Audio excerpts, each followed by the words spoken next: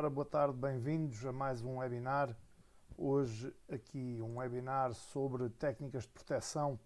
Vamos falar um bocadinho deste tema. Bem-vindos sejam e espero que me consigam para já todos ver e ouvir em condições, que é esse o propósito também aqui do nosso webinar.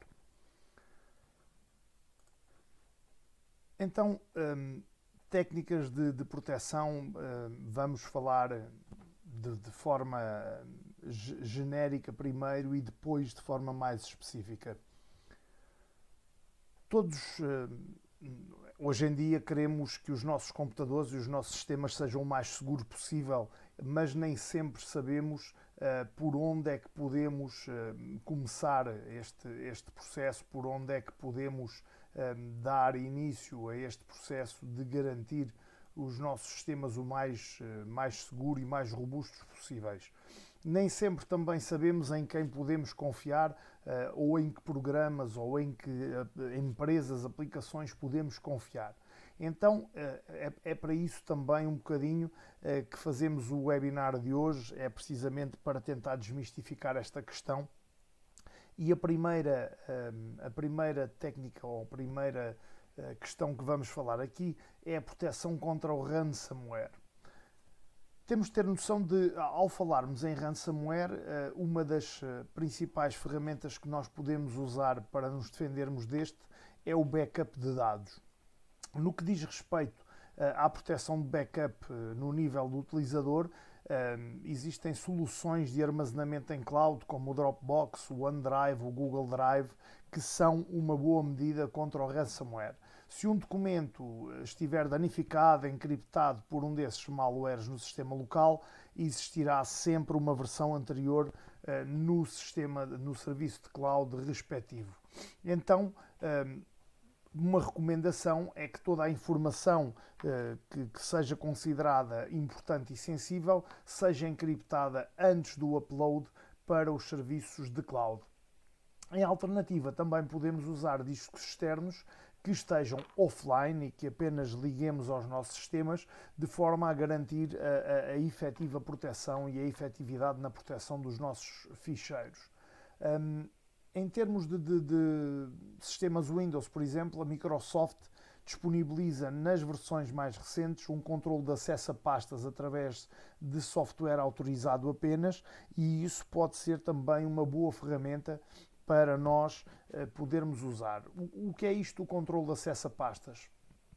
O controle de acesso vai ajudar a proteger aquilo que é mais precioso no nosso computador e proteger de aplicações que sejam maliciosas e também de ameaças que venham de fora do nosso sistema. E o ransomware é uma dessas ameaças.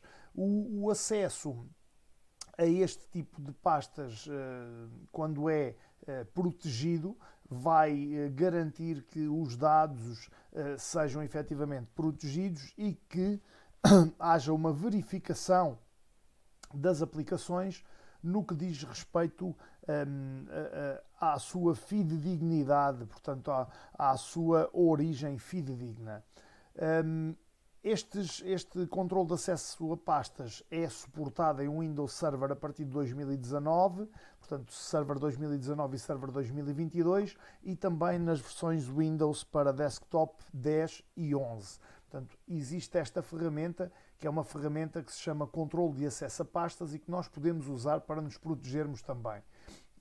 Em termos de proteção, este tipo de proteção ou este tipo de acesso funciona melhor se nós usarmos o Microsoft Defender para endpoint, ou seja, uma plataforma de segurança que é projetada pela Microsoft para ajuda a redes empresariais e à proteção de redes empresariais avançadas e que nos vai dar relatórios detalhados e avançados em termos destes cenários.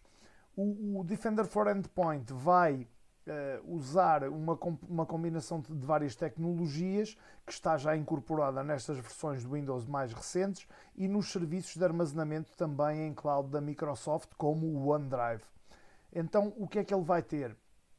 Ele vai ter uma série de pontos que são importantes na proteção e que vai ter logo o apoio de especialistas em ameaças por parte da Microsoft, vai ter o Secure Score para dispositivos que avalia de forma dinâmica o estado de segurança da nossa rede e identifica também pontos fracos e sistemas desprotegidos na nossa rede. Vai ter investigação e reparação automatizada em conjunto com uma capacidade de resposta também a ataques avançados e vai permitir reduzir alertas em escala e o volume desses alertas. Vai ter uma detecção e resposta de endpoint, ou seja, de pontos finais. Vai ter também uma proteção de geração avançada, ou seja, captura todos os tipos de ameaças emergentes. Uma redução da superfície de ataque, também ao reduzir a superfície de ataque vai dar uma primeira linha de defesa. Vai conter também uma gestão de ameaças e vulnerabilidades, ou seja, esta capacidade que vai utilizar uma abordagem que se baseia no risco de mudança para descobrir e dar prioridades e remediar vulnerabilidades e configurações erradas. Vai ter também ameaça inteligente de ameaças, que é fornecida também por parceiros Microsoft. Uma análise de segurança na cloud, que vai aproveitar o Big Data e aprender com os dispositivos nas clouds empresariais e também todo o ecossistema Microsoft e Windows para ajudar a prevenir estes ataques. E vai ter aquilo que se chama também sensores comportamentais, ou seja, sensores que fazem a detecção de comportamentos perigosos, comportamentos errados e que vão funcionar como uma defesa no nosso sistema. Uma das tendências crescentes de ataque é o ransomware operado por humanos, que é diferente do ransomware automático, que também é conhecido como commodity. Estes ataques de ransomware operados por humanos visam normalmente organizações concretas e vão aproveitar o conhecimento dos atacantes nos sistemas de configurações de segurança para se infiltrarem numa determinada organização e perpetuarem o ataque contra essa organização. Normalmente são operados mesmo ao detalhe para atacar determinado alvo e ter aquele objetivo muito, muito específico. Na questão da proteção, o que é que nós podemos fazer? Como o objetivo primário do ransomware é extorquir dinheiro, não é? O que nós podemos fazer é, no ransomware operado por humanos, que vai ter um elevado impacto e está com um crescimento também elevado, aqui o meu vídeo parou, com um crescimento elevado, normalmente o ransomware operado por humanos não tem um fim à vista e a trajetória de crescimento é muito grande. Os lucros são obtidos com ataques que vão tentar obter rendimento financeiro, e este próprio rendimento financeiro destes ataques vai incentivar e financiar mais ataques no futuro. A resistência do ponto de vista legal, técnico e de segurança acaba por ser muito, muito fraca e o impacto destes ataques é muito grande. O ransomware operado por humanos padrão tem mais fraquezas e a extorsão vai se basear em pedidos de resgate que, se não forem pagos, não impedirão o restauro dos fecheiros. Para garantir então que isso não acontece, convém ter privilégios de administração, convém ter controlos de acesso configurados e também backups para não necessitarmos de nos render, entre aspas, a estes atacantes. Como é que podemos mitigar? Focando, tornando o nosso foco nas fraquezas do ataque, tendo uma capacidade rápida de restauro dos fecheiros na organização, protegendo contas de administrador e também fechando pontos de entrada, portas nos routers, portas nos computadores, endereços, logins, etc. É a forma de mitigar este tipo de ataques.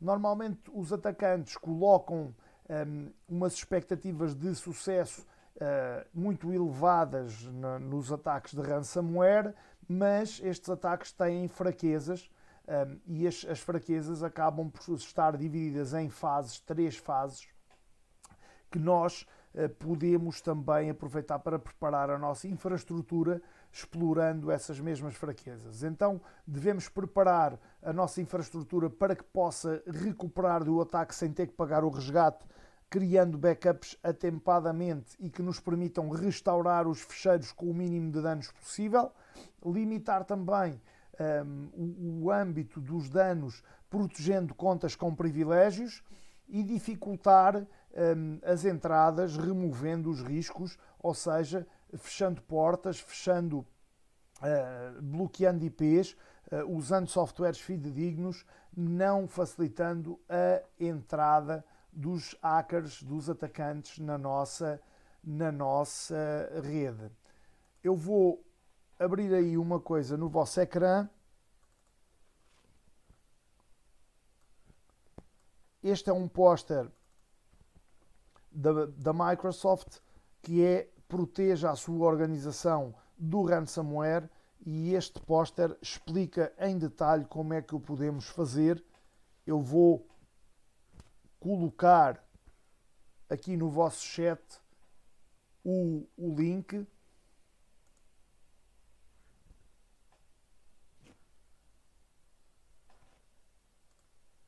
Perdão, não era isto que eu queria fazer.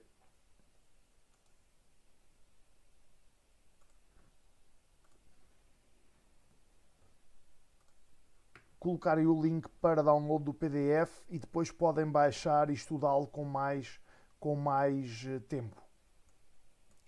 Então, continuando aqui nas nossas técnicas, temos que ter atenção a alertas de reconhecimento. Os alertas de reconhecimento vão-nos também ajudar. Porquê? Porque ao reconhecer os ataques antecipadamente e ao lançar alertas, vão ajudar-nos a precaver e a proteger também desses mesmos ataques. Tendo em conta que os ataques são sempre lançados procurando acessibilidades e entidades mais acessíveis ou utilizadores que sejam mais fáceis de ludibriar, o segundo passo acaba por ser a movimentação lateral até obter um acesso a um ativo mais valioso. Ou seja, entrando por um utilizador fácil de enganar, a movimentação lateral será o movimento que o hacker ou o atacante vai fazer para depois atingir outro tipo de utilizadores com mais privilégios e que sejam mais valiosos. Aqui as ameaças neste parâmetro podem ser identificadas logo ao longo desde a origem até toda a cadeia de eliminação de ataque e serão classificadas em várias fases, que são o reconhecimento, o comprometimento de credenciais, os movimentos laterais, o comprometimento do domínio e a exportação dos dados para fora da organização, em que vai aí prejudicar a organização. O reconhecimento vai ter reconhecimento de contas, reconhecimento de atributos do Active Directory, no caso dos servidores, reconhecimento dos mapeamentos de rede, das entidades de segurança, dos utilizadores e das associações a grupos de utilizadores e dos endereços de IP e dos utilizadores que estão ligados a esses endereços de IP. Depois, o comprometimento de credenciais normalmente incidem sobre tipos de ataque como modificações suspeitas de atributos. Também as atividades de AnyToken, que são contas fictícias configuradas para identificar e apanhar o rastro das atividades maliciosas. Também os ataques de força bruta, normalmente ataques que são feitos quando existem também falhas de autenticação. Também através de suspeitas de ataques de força bruta, mas disparando alertas quando é detectado um grande número de autenticações, e a suspeita de tentativa de elevações de privilégio também, ou seja, um utilizador que não tem privilégios, mas que vai tentar elevar os seus privilégios para enganar o sistema. E depois também há uma técnica que é a suspeita do uso de estrutura, ou seja, o Metasploit, que é um tipo de tráfego aceito pelo Windows sem avisos. E aqui há programas que conseguem interpretar se o ataque for malicioso. Outro tipo também de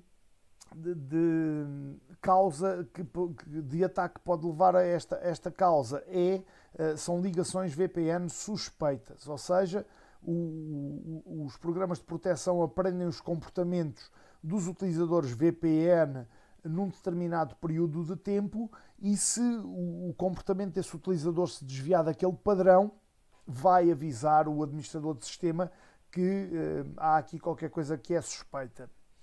Os movimentos laterais também são aqueles então que eu referi há pouco, tentativa depois de chegar a um utilizador com mais privilégios do que aquele onde entra, e há uma série de ataques que vão desde ataques ao Exchange Server, que é o servidor de e-mails, até aos protocolos remotos de criptografia, os pacotes SMB, que permitem fazer também o trabalho com fecheiros, os overpasses também da encriptação hash, e também as execuções remotas de código, e até o ataque ao spooler da impressora, portanto à fila de espera da impressora. A nível de comprometimento de domínios, os alertas de segurança, ou seja, as técnicas de proteção, podem identificar e também ajudar a mitigar todas as atividades suspeitas detectadas no nível de identidade de rede, e existem vários tipos, como solicitações mal intencionadas, tentativas de execução remotas de código, suspeitas de ataques do tipo DC Shadow, que é uma promoção do controlador de domínio do servidor, suspeitas de ataque DC-Sync, que replica serviços, o Golden Ticket, que é baixar a criptografia, portanto fazer um downgrade da criptografia, ataques a contas que já estão em desuso também, a Skeleton Key, que é também outro tipo de ataque para baixar a criptografia, adicionar utilizadores suspeitos a grupos confidenciais e a criação de um serviço também suspeito. Como é que isto depois pode ser também feito em termos de exportação?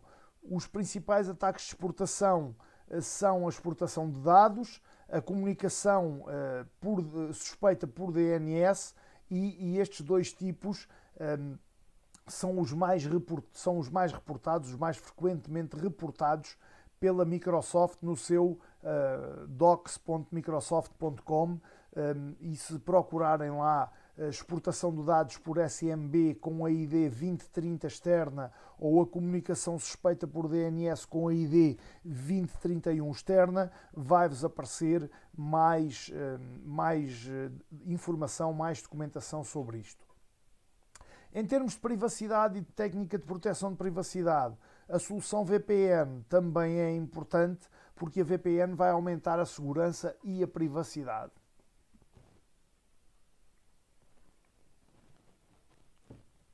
A VPN vai criar um canal seguro entre a máquina que estamos a usar e uma rede remota, e no que diz respeito a empresas, acaba por se tornar essencial através de usar uma VPN, e ser através da VPN que os recursos internos sejam acedidos de forma externa.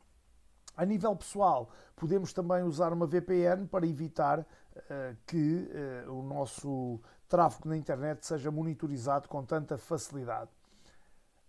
Não queremos, obviamente, fazer serviços, publicidade a serviços, mas a NordVPN e a ProtonVPN são dois serviços gratuitos e flexíveis que podem usar como VPN. O que é que poderei aqui falar mais em termos de proteção? Também podemos criar VPNs numa cloud, usando aquilo que se chama a instância básica.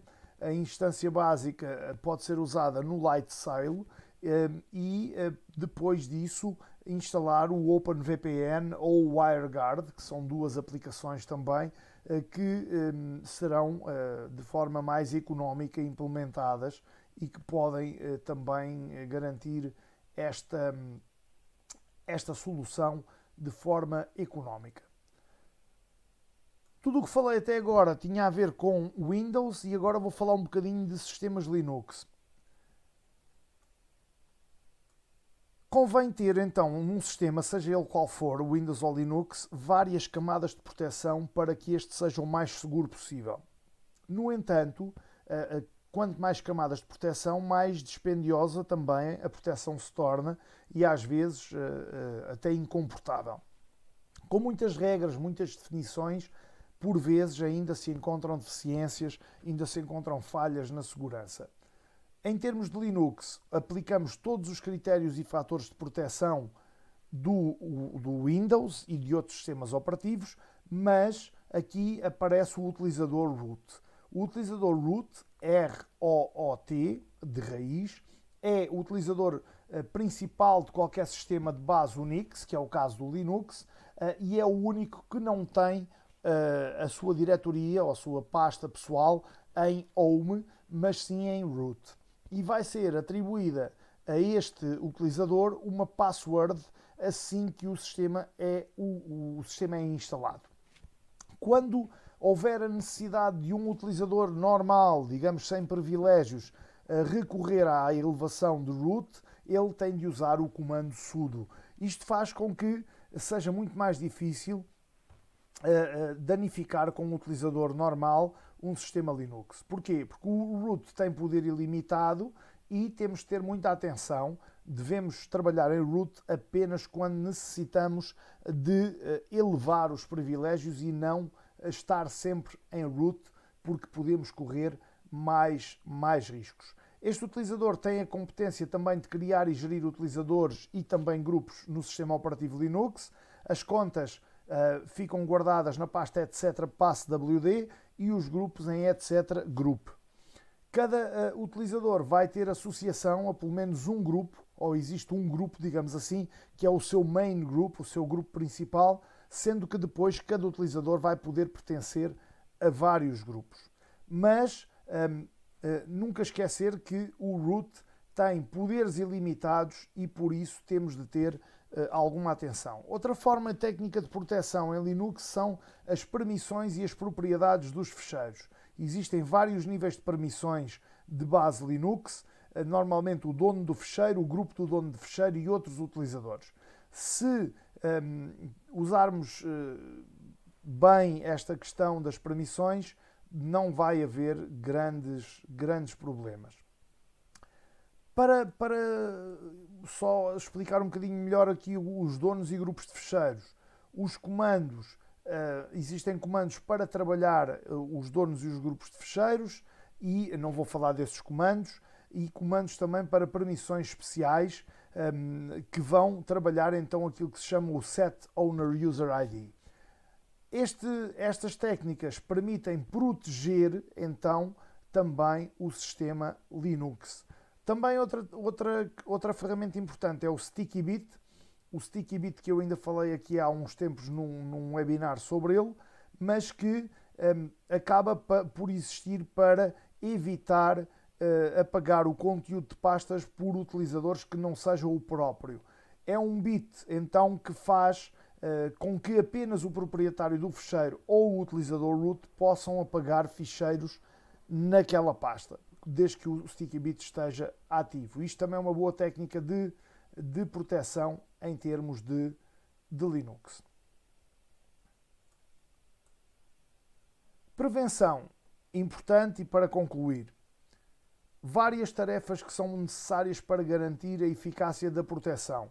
Proteção com recurso a atualizações, ou seja, manter sempre os nossos sistemas atualizados, os drivers, as atualizações de sistemas, as atualizações de segurança, etc.